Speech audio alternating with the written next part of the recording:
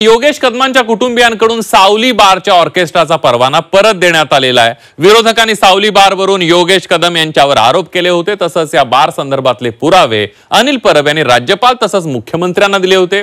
ऑर्केस्ट्राचा परवाना परत दिला असला तरी योगेश कदमांच्या राजीनाम्याची मागणी विरोधकांनी चालूच ठेवली आहे। सावली बार अँड रेस्टॉरंटचा परवाना हा बार अँड रेस्टॉरंट चालवण्यासाठी दिला होता। तिथे डान्स बार चालवण्यासाठी दिला नव्हता।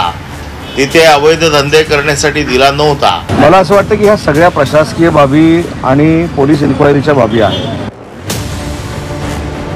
सावली बारवरून अनिल परबांनी योगेश कदमांना चांगलंच कोंडीत पकडलं होतं।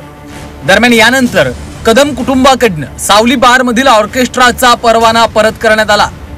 ऑर्केस्ट्राच्या नावानं डान्स बार चालवण्यात येत असल्याचा आरोप विरोधकांकडून करण्यात आला होता। त्यामुळे आता रेस्टो बार आणि हॉटेलचाच परवाना कायम ठेवण्यात आलाय। तर परवाना रद्द केल्यास सुटका होत नाही, योगेश कदमांचा राजीनामा घेतला पाहिजे अशी मागणी अनिल परबांनी केली आहे। परवाना परत केला किंवा परवाना रद्द केला म्हणजे या अवैध गोष्टीतनं त्यांची सुटका होत नाही। सावली बार अँड रेस्टॉरंटचा परवाना हा बार अँड रेस्टॉरंट चालवण्यासाठी दिला होता। तिथे डान्स बार चालवण्यासाठी दिला नव्हता।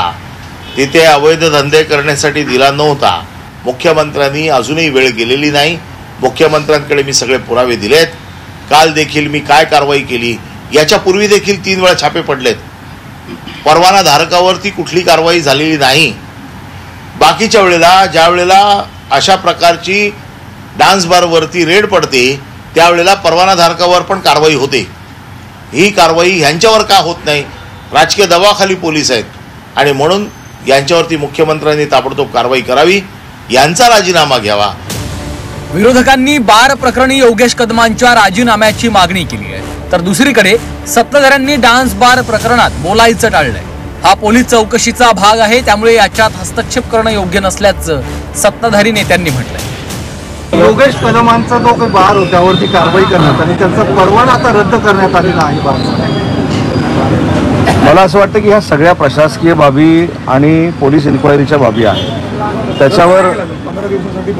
त्याच्यावर मी चर्चा करणं म्हणजे मला असं वाटतं की त्या यंत्रणेमध्ये हस्तक्षेप केल्यासारखं होतं। मी याच्यावरती बोलण्यापेक्षा माननीय गृह राज्यमंत्री योगेश कदम साहेब यांनी याच्याबद्दल स्पष्ट भूमिका आपल्या मीडियाच्या माध्यमातून महाराष्ट्राच्या समोर केलेली आहे।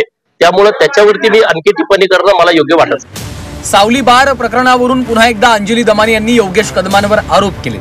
आधी बार आमचा नाही असं म्हणणारे आता थेट बार रद्द करण्याचं पत्र स्वतः देत असल्याची पोस्ट अंजली दमानी यांनी केली आहे। त्यामुळे काय खरं काय खोटं असा सवाल त्यांनी उपस्थित केला आहे। आधी बार आमचा नाही, परवाना आमचा नाही, डान्स बार नाही, ऑर्केस्ट्रा आम्ही चालवायला दिलाय आणि आता थेट बार रद्द करण्याचं पत्र स्वतः देतात। काय खरं आणि काय खोटं? चोरी पकडली म्हणून हे पत्र, नसती पकडली तर पत्र पाठवलं असतं का? सूत्र म्हणतात 35 वर्ष हा बार होता।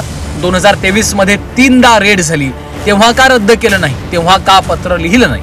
असा सवाल ट्विटच्या माध्यमातून अंजली दमानी यांनी केला आहे। ज्या व्यक्तीला बार चालवण्यासाठी दिला होता त्याच्यासोबतचा करारनामा देखील कदमांकडून रद्द करण्यात आलाय। त्यामुळे या प्रकरणात योगेश कदमांना दिलासा मिळणार का? तसंच विरोधकांनी हा मुद्दा सातत्यानं लावून धरल्यामुळे योगेश कदमांवरही ऍक्शन घेण्यात येणार का, याकडे आता लक्ष लागलं। ब्युरो रिपोर्ट, झी 24 तास।